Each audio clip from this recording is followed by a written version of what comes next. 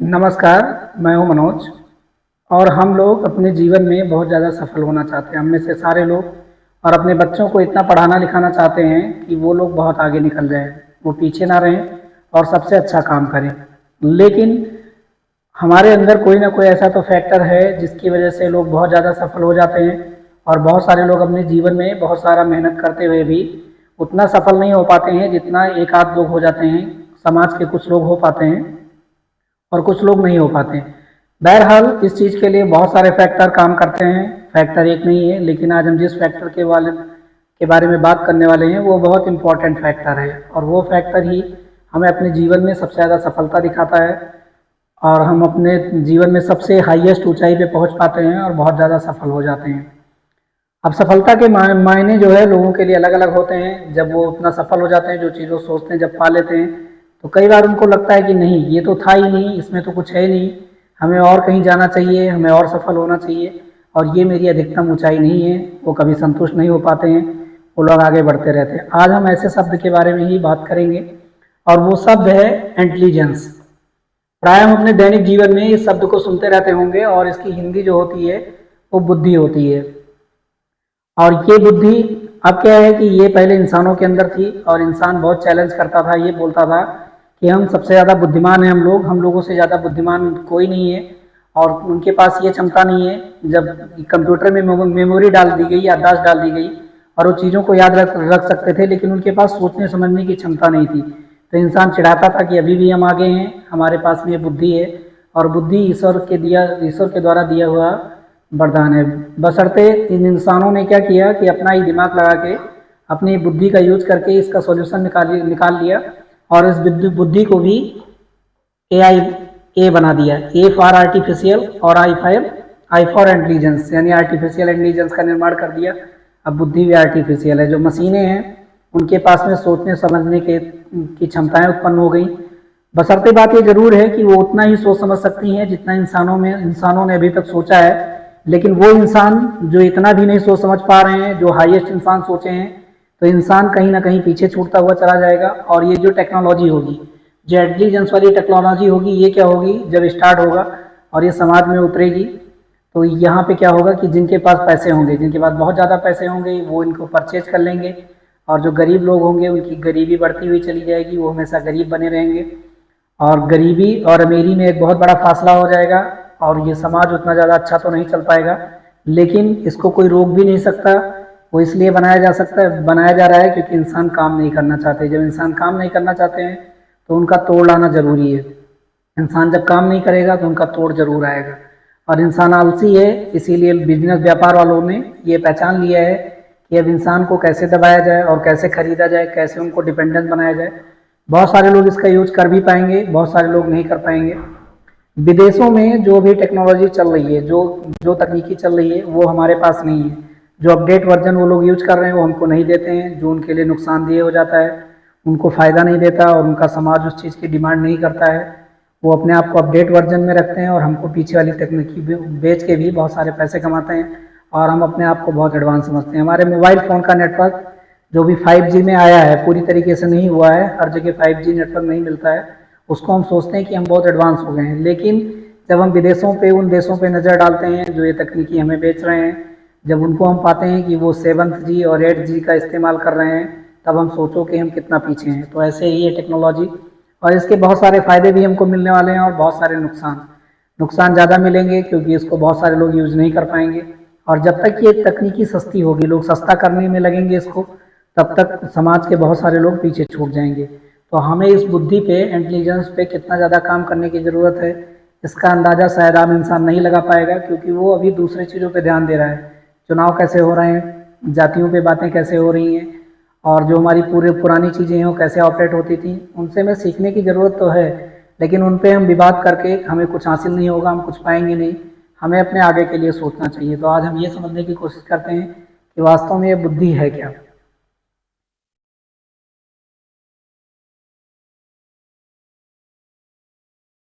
समय समय पे बहुत सारे, ये जो है एक अमूर्त शब्द है, अमूर्त चीज़ है। चीज़ें जो है दो तरीके की होती हैं। एक मूर्त होती है जिसको हम लोग देख सकते हैं और छू सकते हैं, और एक चीज़ अमूर्त होती है जिसको हम ना तो देख सकते हैं और ना छू सकते हैं, बल्कि उसको फील कर सकते हैं महसूस कर सकते हैं। वैसे उसी में ये बुद्धि है, और ये बुद्धि को समय समय पे लोगों ने अलग अलग तरीके से डिफाइन किया।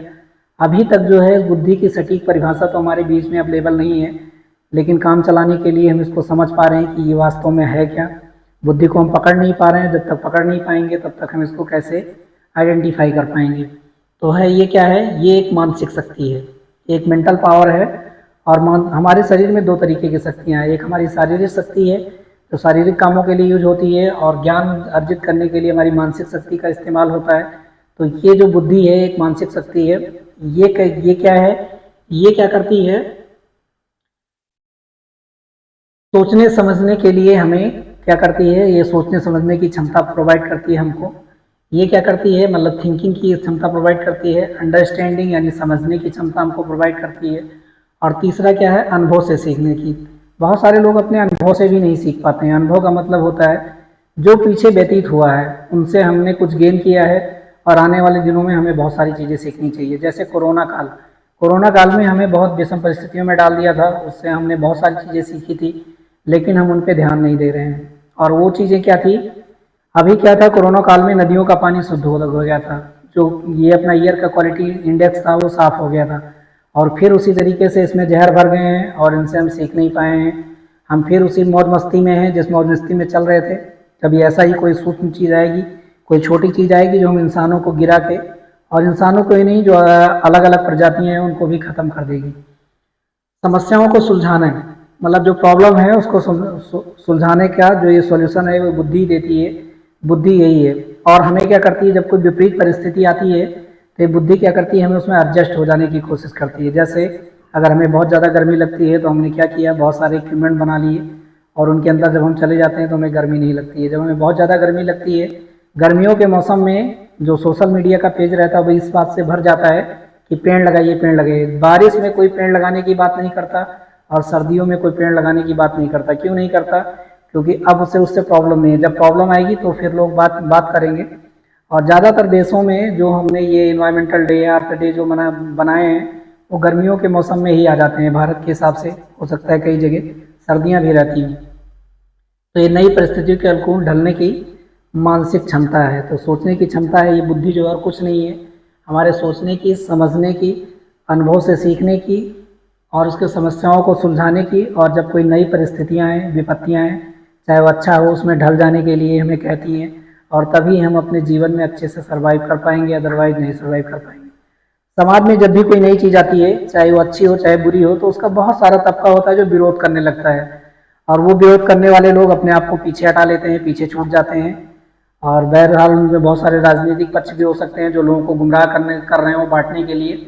और बहुत सारी चीज़ें, विपत्तियाँ आती हैं तो उसका भी लोग विरोध करते हैं। जब कोरोना काल आया था तो बहुत सारे लोग इस प्रशासन के लोगों पे, पुलिस के लोगों पे थूक रहे थे, स्पिटिंग कर रहे थे, और उसको राजनीतिक बता रहे थे कि ये बीजेपी की चाल है, ये कुछ नहीं है। बहुत सारे लोग मारे गए, यहाँ ही नहीं विदेशों में बहुत सारे लोग मारे गए। ऐसे ऐसे लोग हैं जो अपने बुद्धि का समय पे इस्तेमाल नहीं कर पाते हैं और उसको अलग अलग ढंग से पेश करते हैं।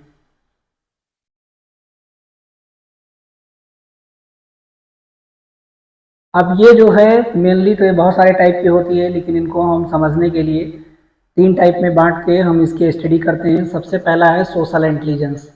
ये क्या होता है, ये हमें समाज में एक व्यक्ति से दूसरे व्यक्ति को समझने के लिए और अपने आप को समझाने के लिए, या तो हम उनके अनुकूल ढल जाते हैं, जो सामने वाला व्यक्ति होता है, सामने वाला पर्सन होता है।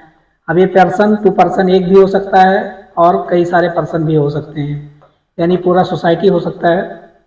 और ये सोशल इंटेलिजेंस है, यानी कि सामने वाले के व्यवहार को समझ लेना और उसकी परिस्थिति के हिसाब से ढल जाना। ये अपना जो बिहेवियर है, अगर वो अच्छा है तो अपने आप को सामने वाले के हिसाब से समझा जाना। ऐसे बहुत सारे व्यक्ति हुए हैं जो सोशल इंटेलिजेंस उनका बहुत अच्छा था। जैसे एग्जाम्पल के तौर पे ले सकते हैं महात्मा गांधी।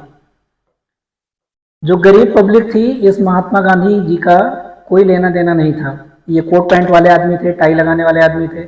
और उस समय अंग्रेजों की सरकार में जो कानून की किताब थी, वकालत, ये पढ़े लिखे लोग थे और ये इतने गरीब नहीं थे। ये बहुत मतलब ठीक ठाक रिच पर्सन थे और इनमें विदेश तक जाने की इनकी अपने आप में क्षमता थी। इनके घर में इसका किराया था, इनको पढ़ाने लिखाने की क्षमता थी, इतने गरीब नहीं थे। लेकिन जब ये समाज में उतरे और देखा कि जो समाज के लोग हैं वो हमसे कैसे बातचीत कर पाएंगे, कैसे जुड़ेंगे, तो उन्होंने, जैसे वो लोग धोती पहनते थे, फटी हुई धोती, और एक हाथ में लाठी लिए इन्होंने अपना ये वेश धारण कर लिया और समाज के बहुत सारे लोगों को जोड़ दिया। तो ये सोशल इंटेलिजेंस का एक एग्जाम्पल है। अभी मॉडर्न के टाइम में हम एक एग्जाम्पल ले सकते हैं पीएस का, प्रशांत पीके का, माफ कीजिएगा, पीके का। और ये पीके हैं प्रशांत किशोर, जो बिहार में अभी अपनी जन स्वराज की रैली कर रहे हैं।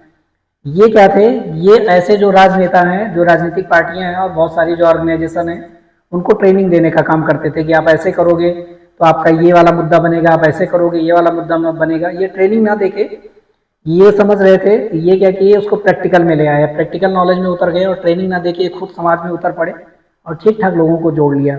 अब इनके पीछे बहुत सारे लोग हैं। तो ये इनका क्या है, सोशल इंटेलिजेंस है। और जो ये राजनीतिक पार्टियां, ग्रुप और जितने भी ये बड़े बड़े ऑर्गेनाइजेशन बिल्डअप होते हैं, उनमें सोशल इंटेलिजेंस का होना बहुत ज़रूरी है। बहुत सारे मैनेजमेंट के लोग ऐसे होते हैं जो मैनेजर तो होते हैं लेकिन उनके पास में ये सोशल इंटेलिजेंस की पावर नहीं होती है। नाम के मैनेजर होते हैं और उनमें लोगों को जोड़ने की क्षमता नहीं होती है और वो कहीं ना कहीं मार खा जाते हैं, उनसे लोग नाराज रहते हैं। और जिनमें ये कैपेसिटी होती है सोशल इंटेलिजेंस की, वो लोग बहुत आगे जाते हैं। और ये कैपेसिटी हमें डेवलप करनी चाहिए। लोगों के साथ में कैसा भाव व्यवहार करना चाहिए, लोगों के साथ में कैसा ट्रीट करेंगे तो लोग हमसे जुड़ेंगे। और ये भी एक टाइप की पावर है और ये अपनी मानसिक पावर ही है। मानसिक पावर जो है वो लोगों को जोड़ लेती है और इसको हम आराम से डेवलप कर सकते हैं। दूसरा है कंक्रीट, यानी कि वस्तुओं को, जो स्थूल चीज़ें हैं, मतलब जो हमें एग्जिट करती हैं, जो दिखाई देती हैं, ऐसी चीज़ों को पहचान पाने की क्षमता। जब हमें वस्तुओं को पहचान पाने की क्षमता होगी तभी तो हम उसका अच्छे से यूज कर पाएंगे। बहुत सारे लोग, अभी एक अच्छा एग्जाम्पल बताता हूँ, बहुत सारे लोग दहेज में वॉशिंग मशीन और फ्रिज तो ले लेते हैं लेकिन उनका उसका ये उपयोग उनको मालूम नहीं होता है। और जब वो खराब हो जाती है या कुछ बिगड़ जाती है तो उसको बनवाने के बजाय वो लोग क्या करते हैं, उनमें सामान रखना स्टार्ट कर देते हैं। और बहुत सारे लोग ऐसे भी मिले हैं जो उनमें सामान तभी रख देते हैं जब वो सही होती है, चल रही होती है, और कई सारे सामान उसमें हिडन फॉर्म में छुपा देते हैं। तो लोगों को वस्तुओं को पहचानने की क्षमता नहीं होती है और ये भी गुण होना बहुत ज़रूरी है। और ये क्या है कि टाइप्स ऑफ इंटेलिजेंस है, ये भी बहुत कम लोगों में होता है। ज़्यादातर लोगों, कई सारे लोग ऐसे होते हैं जो सामान्य वस्तुओं को पहचान पाते हैं, जो उनके सामने एग्जिट करती है। और बहुत सारे लोग ऐसे होते हैं जो कई नई वस्तुओं को पहचान लेते हैं। जैसे अभी एग्जाम्पल के तौर पे अगर हम एक सब्जी का नाम लें जिसको हम लोग ज़मीन से निकलता है और उसको हम लोग खाते हैं, उसकी दो प्रजातियां होती हैं। एक तो होता है कि जो जहरीली होती है और उसको अगर हम खा जाएंगे तो हमें बहुत सारी बीमारियां हो जाएंगी और हम इवेंचुअली हमारी डेथ भी हो सकती है। और एक होता है अपना मशरूम, जो होता है मशरूम इसी टाइप का होता है। और एक प्रजाति जो उसकी होती है वो दूसरी होती है, लेकिन बहुत सारे लोग नहीं पहचान पाते, उसको खा जाते हैं, उनकी डेथ हो जाती है। तो ये क्षमताएं बहुत कम लोगों में होती। कई लोग एक ही बार देखते हैं और वो कहीं भी मिले तो उनको पहचान जाते हैं। और ये टाइप के इंटेलिजेंस को होते हैं कॉन्क्रीट। एक होती है अब्स्ट्रैक्ट यानी कि अमूर्त वस्तुओं को पहचानने की क्षमता, जो भी चीज़ें हमें दिखाई नहीं देती हैं।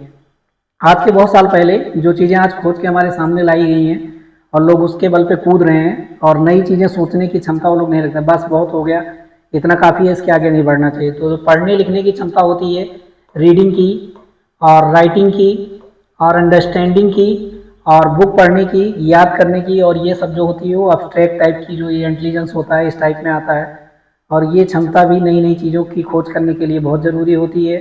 और ये भी बहुत सारे लोगों में ये ज़्यादा होता है, बहुत सारे लोगों में ये ज़्यादा होता है और बहुत सारे लोगों में ये ज़्यादा होता है। लेकिन थोड़ा थोड़ा करके जो सामान्य व्यक्ति होते हैं उनमें सब चीज़ होता है। आप किस चीज़ को अपने अपने अंदर इम्प्रूव करना चाहते हैं वो आपके ऊपर डिपेंड करता है।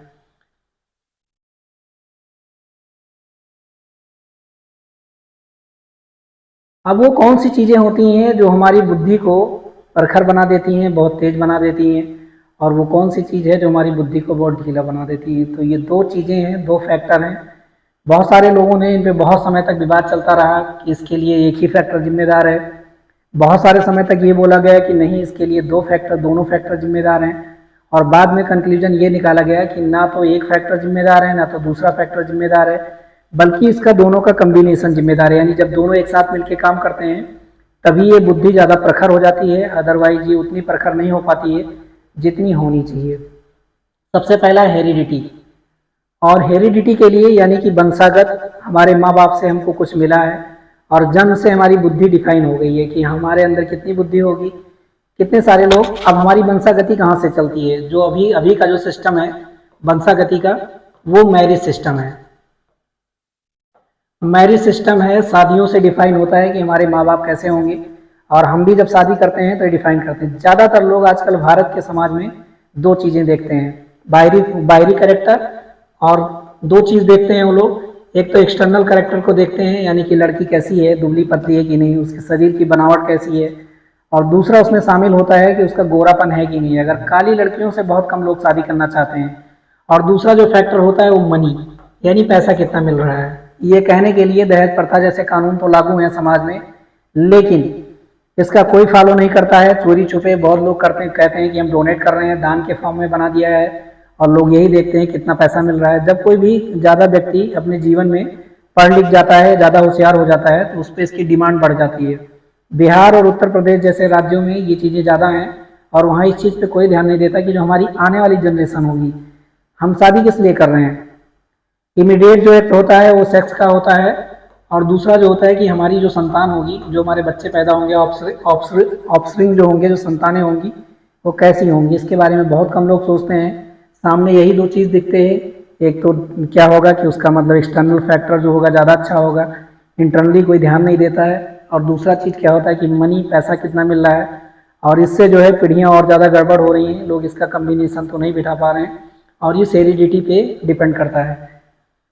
अब ये कैसे होगा, पीढ़ियों में अगर अच्छे लोग रहे होंगे, उनके खानदान के लोग बुद्धिमान रहे होंगे, जरूरी नहीं हो कि स्कूल गए हों और आइंस्टीन की तरह एक्सपेरिमेंट किए हों, ऐसा जरूरी नहीं है, लेकिन अपनी बुद्धिमत्ता की वजह से वो अपने जीवन को अच्छे से बिताए हों, तो ये देखना बहुत ज़रूरी है। और ये इसका परसेंटेज जो होता है 75 से 80% होता है, यानी कि ज़्यादातर चांस है कि हमारे जन्म से डिफाइन हो जाता है कि हम कैसे बनेंगे, और ये हमारे माँ बाप के ऊपर। अगर हमें अपनी पीढ़ियों को समझना है, बहुत सारे लोग ये सोचते हैं कि हम राजनीति करके, जो राजनीति का पक्ष है अभी, ये वाला करके हम क्या करेंगे, समाज को अच्छा बना देंगे। कोई सोचता है कि हम जो है ये समाज को परखर बनाएंगे, ये समाज को, ये सबसे बड़ी बेवकूफ़ी है। किसी समाज को परखर बनाने के लिए बहुत सारे फैक्टर जिम्मेदार हैं, ये सब एक्सटर्नल फैक्टर हैं, और ऐसा करने के बाद में आप ज़बरदस्ती किसी को नौकरियां तो दे दोगे, किसी को रोजगार तो दे दोगे, लेकिन वो समाज, उनके कंपेरिजन में जो लोग इन मेंटल एबिलिटी पे काम कर रहे हैं, मानसिक योग्यता पे जो लोग काम कर रहे हैं, उनसे पीछे छूट जाएगा। और स्कूल कॉलेज खोलने से कुछ नहीं होगा, क्योंकि हमारे स्कूल कॉलेजों में किस चीज़ की कमी है, क्वालिटी की कमी है। और स्कूल तो बहुत खुल गए हैं, लेकिन उनमें क्वालिटी की कमी है, और वो क्वालिटी दुनिया के स्टैंडर्ड पे काम नहीं करती है। तो इनसे कुछ नहीं होने वाला है। जो चीज़ ये पार्टियों के चक्कर में जो लोग इससे सोचते हैं कि हमारा कल्याण हो जाएगा, हम बहुत बहुत सुखी हो जाएंगे, बहुत अच्छे हो जाएंगे, तो ये चीज़ शायद गलत है। तो ये हेरिडिटी ही है, हमारी आनुवंशिकता है। और दूसरा फैक्टर है इन्वायरमेंटल फैक्टर, इसका 20 से 25%। अगर हम ये माने कि अगर ये 75% है तो ये 25 होगा, अगर हम ये माने 80% है तो 20% होगा, यानी कि ज़्यादातर ये रिस्पॉन्सिबल होते हैं। अब किसी के अंदर अगर दिमाग है, अब जो कंबाइंड थेरी आई दोनों की, अगर किसी के अंदर माइंड है और उसका यूज ना किया जाए, अगर किसी के अंदर इंटेलिजेंस है, अगर उसका यूज ना किया जाए और उसको उस तरीके का एनवायरनमेंट ना दिया जाए, उस तरीके से स्कूल ना दिया जाए, तो वो क्या करेगा, कौन सा ग्रोथ करेगा, वो अपनी एबिलिटी को निखार ही नहीं पाएगा। तो ये दो ही फैक्टर हैं, एक फैक्टर जन्म से निर्धारित हो जाता है जो हमें अपने माँ बाप से मिलता है, और दूसरा फैक्टर इन्वायरमेंटल फैक्टर है जो हमें इन्वायरमेंट से मिलता है, जो हमारा आसपास पड़ोस है। इन्वायरमेंट का सीधा मतलब है पर्यावरण, मतलब आसपास के लोग जो हमारे फैक्टर पे काम करते हैं। ये कुछ भी हो सकता है, हमारा स्कूल हो सकता है, हमारा परिवार हो सकता है, हमारा गाँव हो सकता है, हमारा समाज हो सकता है, हमारा कंट्री हो सकता है, जो हमें इन्फ्लुएंस करता है, आगे बढ़ने से रोकता है। तो ये मानसिक क्षमताएं कम होती हुई चली जाती हैं। तो ये दो फैक्टर हैं, आगे समझते हैं।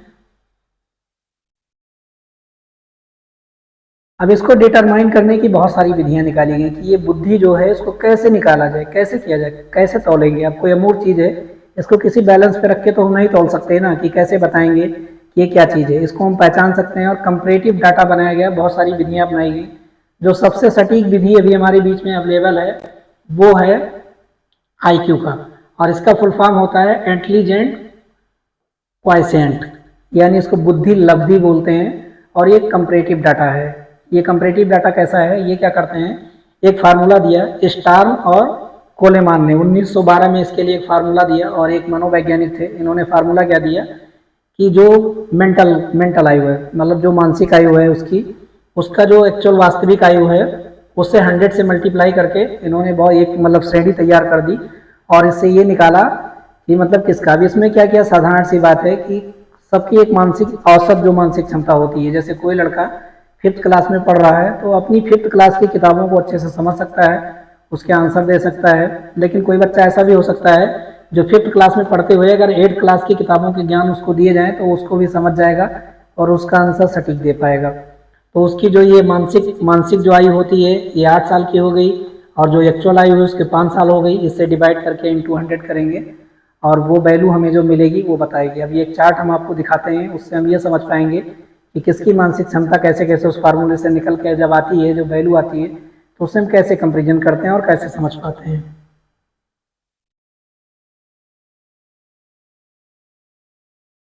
अब ये जो है डिस्ट्रीब्यूशन ऑफ आईक्यूज, मतलब बुद्धि लिप्त का जो वितरण है कैसे करते हैं, जो हम फार्मूले से निकालते हैं। अगर किसी की बुद्धि 71, जो फार्मूले में लगाने के बाद में किसी की बुद्धि 71 से कम आती है, 71 आती है, तो वो कैसा रहेगा, वो आदमी कैसा रहेगा, इडियट रहेगा।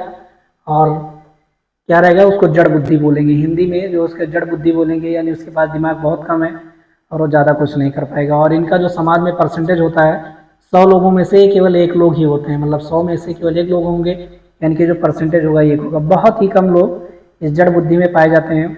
और ये बेचारे, जब इनके पास इतना भी दिमाग नहीं है चीज़ों को समझने का, समाज को जोड़ने का और चीज़ों को पढ़ लिख के समझ पाने का, तो समाज में कैसे कुछ कर पाएंगे। उससे ऊपर आता है 71 से 80 के बीच में इनकी वैल्यू अगर आती है तो इनको डल कहा जाएगा, यानी अल्प बुद्धि का कहा जाएगा। इनका बुद्धि जो है अल्प है, तो कैसे आगे बढ़ पाएंगे। उसके बाद में अगर 81 से 90 के बीच में उस फार्मूले में लगाने के बाद में आता है, और इसके जो लोग होते हैं, डल बुद्धि वाले लोग होते हैं, उनका 14% के आसपास में इनका ये होता है कि इतने लोग डल बुद्धि वाले होते हैं, और ये हमारे इसी समाज में है। अब मंद बुद्धि वाले जो लोग हैं, ये फेबल माइंडेड जो हैं, मंद बुद्धि वाले हैं, ये 14% के आसपास में है। अगर किसी का बुद्धि जो ये है 91 से 110 के बीच में है, तो सामान्य बुद्धि वाले होते हैं, और ये 60% लोग हैं। ज़्यादातर लोग समाज में सामान्य बुद्धि वाले लोग होते हैं, एवरेज बुद्धि वाले लोग होते हैं। ये अगर अपने बुद्धि का यूज नहीं करेंगे, कम करेंगे, तो ये लोग डल की तरफ चले जाएंगे, ये उतना अच्छा नहीं कर पाएंगे। और थोड़ा अगर ज़्यादा यूज करेंगे तो अपने आप को अच्छे परफॉर्मेंस में भी ला सकते हैं, और सामान्य जनजीवन भी ये लोग जी सकते हैं, रोटी कपड़ा मकान और बच्चों की पढ़ाई वगैरह ये सब देख सकते हैं।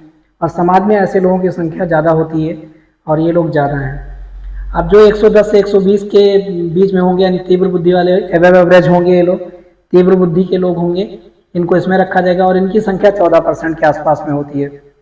यानी आप आराम से कह सकते हो कि जो ये नौकरी पेशा करने वाले लोग जो एग्ज़ाम देते हैं और ये सब में हायर पोस्ट पे जाते हैं, ये लोग आराम से 110 से 120 वाले आईक्यू वाले लोग होते होंगे, जो आईएएस पीसीएस का एग्ज़ाम पास कर सकते हैं। और ये 14% के आसपास में इनकी ये होती है। और जो 121 से 140 के बीच में होते हैं, वो 5% के लोग होते हैं, इनको सुपीरियर कहा जाता है। सुपीरियर मतलब ये हाई लेवल के काम करते हैं, और ये मतलब अपने मतलब मेन एडमिन में ये लोग रहते हैं, और ये समाज के लिए जो है, और ऐसे लोग केवल 5% ही है। लेकिन जिनका आईक्यू लेवल, जिन्होंने कमाल कर दिया, मतलब जितना नहीं करना चाहिए, जो लोगों ने जब तक किया था उससे भी आगे लोग चले गए, और वो 140 से अधिक मतलब प्रतिभाशाली, जिनको हम जीनियस कह सकते हैं। आमतौर की भाषा में हम बोल देते हैं कि ये जीनियस बच्चा है, लेकिन जीनियस कहने का मतलब है कि उसका आईक्यू लेवल 140 से अधिक है। और ऐसा हमारे समाज में भी और मतलब विदेशों में भी ऐसे लोग हुए हैं, और इनके बहुत सारे एग्जाम्पल हमारे समाज में अवेलेबल हैं। तो ये इस कैटेगरी में रखे जाएंगे। अब 1% लोग हैं, और मैस्लो का थ्योरी जो है वो कहता है कि दुनिया में 1% लोग ही ऐसे होंगे जो टॉप पे जा पाएंगे, और बाकी लोग नीचे ही रहेंगे। तो इसी बुद्धि के हिसाब से अब समाज का जो बुद्धि का स्तर है, जो लेवल है, वो ऊंचा किया जा सकता है कि नहीं किया जा सकता। तो इसका जवाब है हाँ। और देश दुनिया के तमाम सारे देशों में इस आईक्यू पे बहुत सारे डाटा इकट्ठे किए जा रहे हैं, और बहुत सारे देश जो हैं वो हमारे देश की जो औसत बुद्धि है उससे बहुत ऊपर हैं, उसको हम लोग आगे समझते हैं।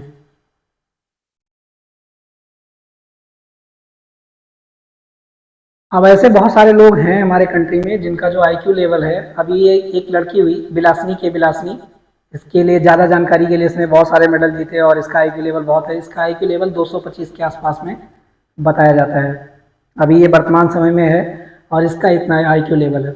अपने देश में बहुत सारे डाटा है, और बहुत ऊंचे नीचे आईआईटी भी बहुत सारे डाटा इसके लिए कलेक्ट करती है और डाटा बनाती है। उसके हिसाब से अपना देश जो है वो 100 पॉइंट समथिंग के आसपास में अपने देश का जो औसत आयु लेवल है। बहुत सारे लेकिन लेकिन इस पर रिसर्च किया और ये पाया कि 76.24, यानी जो औसत जो बुद्धि के लोग हैं वो इतने हैं, और इसका जो पोजीशन है 143 पोजीशन पे है। बहुत सारे लोग बहुत खुश हो रहे हैं अपने देश में, हमारा देश इस पोजीशन पे आ गया, हमारा देश इस पोजीशन में। जीडीपी का मतलब बहुत सारे लोग समझ ही नहीं पाते हैं कि जीडीपी इतनी है, इसकी जो इकोनॉमिक रैंकिंग इतनी है। ये क्या है कि जो उत्पाद है यहाँ का वो उत्पाद इसके कंपेरिजन में कितना है, माने इतना खा जा रहे हैं, इतना बचा ले रहे हैं, दूसरों को दे रहे हैं, और इतना सकल घरेलू उत्पाद ये है। तो यहाँ के लोग ज़्यादा हैं और जो बड़े बड़े लोगों की संख्या है वो बहुत ज़्यादा है। तो वो जो उत्पाद हो रहा है अपर लेवल पे हो रहा है, जो नीचे के लोग हैं वो गरीब हैं और कम बुद्धि वाले लोग हैं, उनमें जो बुद्धि की जो ये है वो यूज करने का उनको मौका ही नहीं मिलता है। बहुत सारे बालक ऐसे भी होंगे समाज में जिनके पास IQ लेवल तो बहुत होगा, लेकिन उनको मौका ही नहीं दिया जाता, मौका ही नहीं मिलता और लोग उनको दबा के रखते हैं। तुलसी नाम का एक लड़का हुआ अपने से पहले, अभी तो ये लड़का नहीं रहा, बड़ा हो गया और पठन पाठन का काम करने लगा। ये लड़के ने भी, इसके अंदर भी IQ लेवल बहुत हाई था। इसने 9 साल की उम्र में हाई स्कूल पास कर लिया, और हाई स्कूल पास करने की उम्र जो है वो 14 साल 15 साल से ऊपर है, 15 साल से ऊपर है, 14 साल के आसपास में। 9 साल की उम्र में हाई स्कूल पास कर लिया इसने, ईमानदारी से पास कर दिया, लोग अचंभे रह गए। और इसने 11 साल की उम्र में BSc पास कर लिया इस लड़के ने। और इस लड़के की फ़ोटो ये वाली है, एक नॉर्मल लड़का ही था ये, तुलसी नाम का लड़का, और ये ऐसा कमाल कर दिया।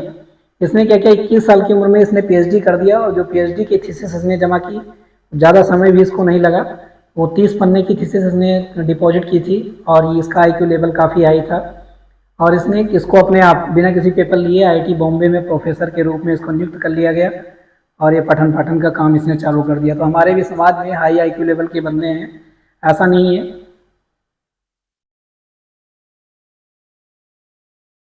अब ये है कि हमें जो ये हमारी जो क्षमता है, जो बौद्धिक क्षमता है, जो बुद्धि है, ये हमें अपने माँ बाप से ही मिली है।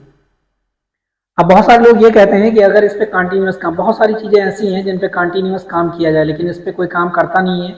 लोगों की सोचने समझने की इतनी क्षमताएं नहीं है। अगर काम उस पर किया जाए तो ये बुद्धि का जो लेवल है, जो हम इतने स्तर पे 74.4 के आसपास में आ गए हैं, और जो हमारी देश दुनिया में जो रैंकिंग है 143 नंबर पे है, तो इसको हम लोग ऊपर कर सकते हैं। हाउ टू इंक्रीज इंटेलिजेंस, अब कुछ हद तक इसको बढ़ाया जा सकता है। जो इन्वायरमेंटल फैक्टर हैं, जो जन्म से हमें मिल गया, ये हमारे अंदर है, तो इसको और निखारा जा सकता है। बहुत ज़्यादा इसको इम्प्रूव नहीं किया जा सकता। अब एक जड़ वाले बच्चे को, जो इडियट में हम जिसको बोलते हैं, उसको हम लोग ये सोचे कि हमको जी बना देंगे, यानी कि जीनियस बना देंगे 1% में, तो बहुत मुश्किल काम है। हो सकता है वो करते करते बन भी जाए, लेकिन बहुत मुश्किल है। जब तक वो बनेगा तब तक उसकी लाइफ साइकिल ख़त्म हो जाएगी। तो क्या करना चाहिए, हमें नियमित व्यायाम करना चाहिए। अगर हम इंक्रीज करना चाहते हैं तो हमें एक्सरसाइज करना चाहिए, नियमित व्यायाम करना चाहिए। और किस टाइप का व्यायाम करना चाहिए, एरोबिक। एरोबिक का मतलब है कि स्वच्छ ऑक्सीजन को ज़्यादा इंटेक करना और कार्बन डाइऑक्साइड को जल्दी जल्दी बाहर करना। तो हमारे माइंड को बहुत फ़ायदा मिलेगा, हमारा माइंड फ्रेश रहेगा, और ये एरोबिक व्यायाम है। अब दिल्ली जैसी जगहों में अगर आप खुले में एरोबिक व्यायाम करेंगे तो आपको ऑक्सीजन तो कम मिलेगा, उसके बदले में जहरीली गैसें, कार्बन मोनोऑक्साइड और CO2 वगैरह अच्छे से मिल जाएगी, और आपका व्यायाम बहुत सफल हो जाएगा, और आप जो है जीवन में अपना ये जो है इंटेलिजेंस लेवल बढ़ा पाएंगे। बच्चे जो है मास्क लगा के वहाँ पे स्कूल जाते हैं। दूसरा क्या है, गहरी नींद। आपको डीप नींद लेनी चाहिए, आपको इतना टेंशन दिमाग में नहीं रखना चाहिए कि आपको गहरी नींद ना आए। इससे भी आपका इंटेलिजेंस जो है, बुद्धि जो है आपकी बढ़ेगी। स्वस्थ आहार, ज़्यादातर आप क्या करिए, अगर स्वस्थ आपको IQ लेवल अपने समाज का बढ़ाना है तो वेज फूड का इस्तेमाल करिए। वेज फूड इस्तेमाल करने का मतलब ये है कि ये क्या होता है, ये सत्व गुण देता है आपको, मतलब आपको ज़्यादा एग्रेसिव नहीं करेगा, और जब आपका दिमाग शांत रहेगा तो आपके सोचने समझने की जो क्षमता होगी वो ज़्यादा बढ़ जाएगी, और धीरे धीरे करके अपने दिमाग को आप जो है इम्प्रूव कर पाएंगे। अगली चीज़ क्या है, ध्यान, मेडिटेशन। अगर आप ध्यान करते हैं, ये मेडिटेशन के बहुत सारे तरीके हैं। अगर आप ध्यान करते हैं, ध्यान को कॉन्सेंट्रेट करते हैं, तो आपका दिमाग लेवल जो है बढ़ेगा। और आजकल बहुत सारे लोग जो है मेडिटेशन स्टार्ट कर दिए हैं अपनी बुद्धि को बढ़ाने के लिए, और अपनी नेक्स्ट जनरेशन की बुद्धि को बढ़ाने के लिए। रीडिंग बुक, कापी किताब जो है, किताबें जो है कंटिन्यू पढ़ने की आदत बनाएं। उससे हमें कम ही समय में हमें एक आदमी के ज्ञान को हम 2-4 घंटे में पढ़ाई करने के बाद में ले पाते हैं, एक आदमी का अनुभव शेयर कर पाते हैं, सेव कर पाते हैं, और इससे हमें बहुत फ़ायदा मिलता है। तो बहुत सारी जानकारियाँ हमें किताबों में इकट्ठी मिल जाती हैं, और उसे हम ज्ञान सकते हैं। लर्निंग अबाउट न्यू थिंग्स, आप हमेशा अपने आप को नई चीज़ों के बारे में सीखने के लिए अपने आप को प्रेरित करें, अपने आप को नई चीज़ें सीखने में लगाएं, तो इससे भी हमारा दिमाग जो है थोड़ा बढ़ेगा।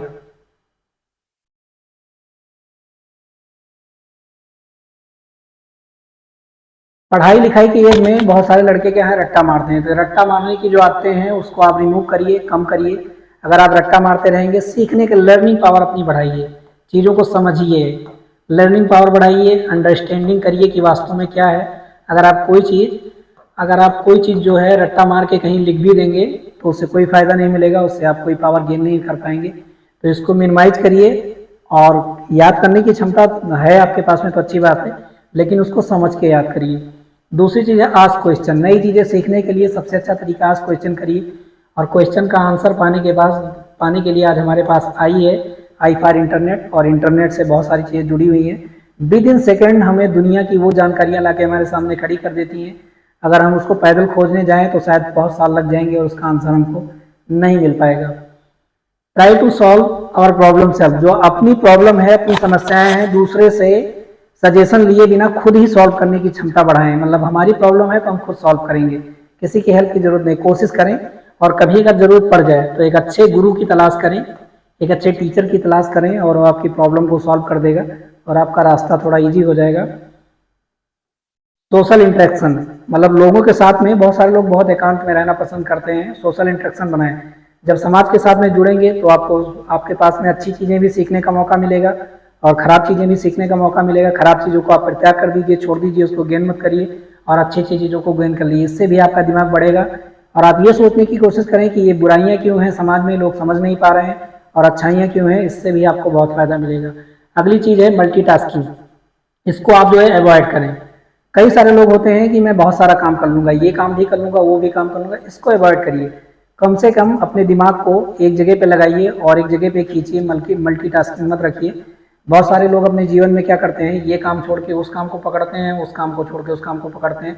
बहरहाल ये भी जरूरी है, क्योंकि जो काम होता है वो 10 साल तक ही परमानेंट रहता है, एक डिकेड के बाद में चेंज हो जाता है। तो आप अपने आप को चेंज की परिस्थिति में तो रखिए, लेकिन एक ही बार में नहीं, धीरे धीरे करके आप मल्टीटास्किंग मत बनिए।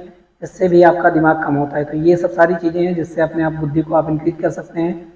होप सो आपको इस वीडियो से बहुत सारे फायदे मिलने वाले हैं, बहुत सारी बातें सीखने को मिलने वाली है। लेकिन आज के लिए इतना ही। मिलेंगे अगले वीडियो में एक नई टॉपिक के साथ में। तब तक के लिए जय हिंद।